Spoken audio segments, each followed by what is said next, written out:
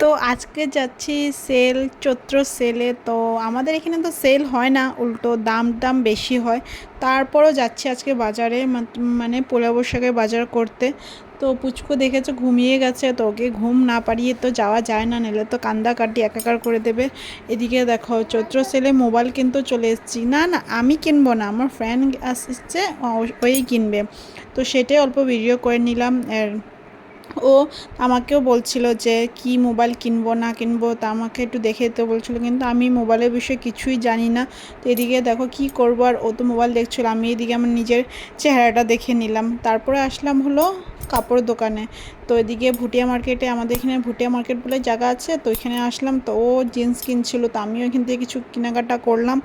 তো অনেক হরান হয়ে গেছি, মানে হাঁটতে হাঁটতে পা পুরো ব্যথা হয়ে গেছে, তো অল্প রেস্ট নিচ্ছিলাম। তারপরে আসলাম ফল বাজারে। আর এদিকে দেখেছো আমাদের এখানে মানে ঈদ, আমরা গেছিলাম ঈদের আগের দিন, অনেক কিছু সেও টেও অনেক ছিল, দেখে ভালোই লাগছিল। আর তারপরে বাজার থেকে মানে ঘরে চলে এসেছে। আর এদিকে দেখেছো এত কিছু কেনাকাটা করেছি, আরও ছিল, আরও যা মানে মাদেরকে আরও যা যা দেওয়ার ছিল সবাইকে দিয়ে দিয়েছে। আর মাদেরকে সবাইকে দেখাচ্ছিলাম যে কি কি এনেছি না এনেছি, দেখাবো কি। আর এদিকে দেখো পুচকুর অবস্থা, গিয়ে জিনিসপত্র নিয়ে ফালিয়ে টালিয়ে একাকার করে দিয়েছে। ও দেখেছো ফালানো শেষ, ও চললো আবার ও ঘরে উৎপাত করতে। আর আমি কিনলাম এই ড্রেসটা সত্যি অনেক কমফোর্টেবল ছিল, আর কটনের ছিল না পুরো। আর সামনের দিকে মানে গলার দিকে আর হাতের দিকে লেস লাগানো ছিল, আর বেশ সুন্দর ছিল, আমার তো অনেক ভালো লেগেছে, তাই আমি নিয়ে নিলাম। আর আমার পয়লা বৈশাখের ড্রেস বলতে পারো।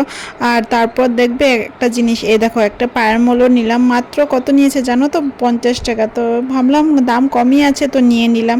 আর আমার আছে অবশ্য রুপোর, তো রুপোরটা পরি মাঝে মধ্যে, মানে বদলি বদলি পড়তে ভালোই লাগে বলো। আর তারপরে যে দেখাচ্ছিলাম, তো আরও মানে কাপড় কিনেছি, যে স্পোর্টিং কিনেছি, তারপরে ওর জন্য গেঞ্জি কিনেছি। তো তিন ভাই বলতে সরি তিনজনের জন্য তিনটা কিনেছি স্পোর্টিং।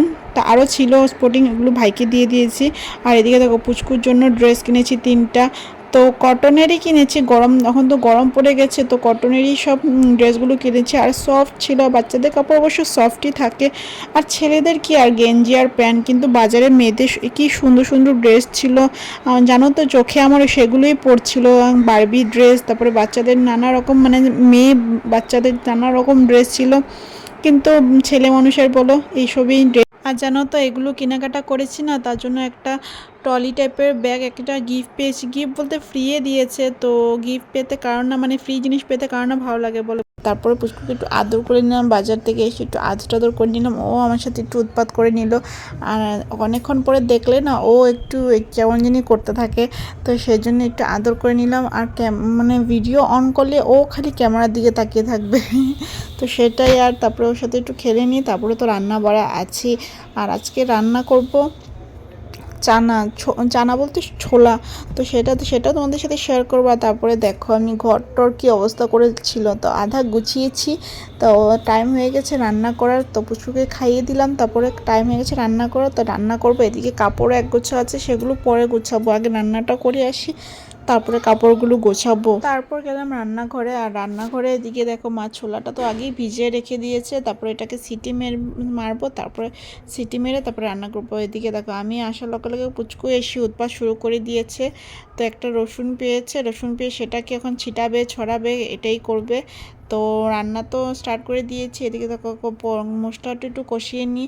আর সত্যি আজ সেদিন রান্নাটা সত্যি আমি নিজে রান্না করেছি বলে না, সবাই বলছিল ভালো হয়েছে, ছোলার তরকারিটা ভালো হয়েছে। তো ভালো বললে সবাই ভালোই লাগে বলো, রান্না করতেও ভালো লাগে, কিন্তু আমি এত রান্না করি না, মায়ের বেশিরভাগ করি, কিন্তু যেটা করি এটা সবাই একটু ভালো ভালো বললে আর রান্না করার উৎসাহটা সত্যি বেড়ে যায় না বলো। কাদের সাথে এমন হয় প্লিজ কমেন্ট করে আমাকে বলো। আর খালি ছোলা না, ছোলার সাথে বানিয়েছিলাম রুটি ভাত, তো এইসবই ভিডিও করা হয়নি। আর দমাদম করে করছিলাম, শরীরটাও বাজার থেকে এসেছিলাম না, অনেক ভিড় ছিল, হাঁটাহাঁটি করলাম যে শরীরটা অনেক ব্যথা হয়ে গেছিলো, মানে পাউডার পুরো ব্যথা করছিল। তো সে রান্না দমাদম করলাম। আর তো এদিকে দেখেছো এদিকে আমি রান্না করছি, এদিকে এসে আমাকে বলছে তো এটা খাও ওইটা খাও বলছে। তো আমি বললাম খাবো না, তো দেখেনি ভিডিও অন করা, ভিডিও অন করে তো করতো না তো লজ্জা পায় ঠিকই। আর এদিকে দেখো আমার সাথে সাথে অল্প কামও করে দিচ্ছে, তো এইসব করলে ভালোই লাগে বলো। আর এই যে দেখতে পুচকুসোনা এসে গেছে ওর উৎপাত করতে, তো আমরা থাকবো এখানে আর ও থাকবে না, হতে পারে না। তারপরে তো প্রায় 10টা বেজে গেছিলো, 10টা না 10:30 প্রায় বেজে গেছিলো, তো 10:30টার দিকে ওকে খাইয়ে দিলাম। আর ওকে খাওয়াতে প্রায় 1 ঘন্টা থেকে আধা ঘন্টা সময় লেগে যায়, কী করবো বলো বাচ্চা মানুষ, তো খাওয়াতে তো টাইম লাগবে অল্প। তো ওকে খাইয়ে দিই আমিও খেয়ে। তো আর ভিডিওটা বেশি বড় করছি না, তো ভিডিওটা এতটুকুই। তো দেখা হচ্ছে আবার নেক্সট ভিডিওতে। সবাইকে থ্যাংক ইউ সো মাচ আমার ভিডিও দেখার জন্য।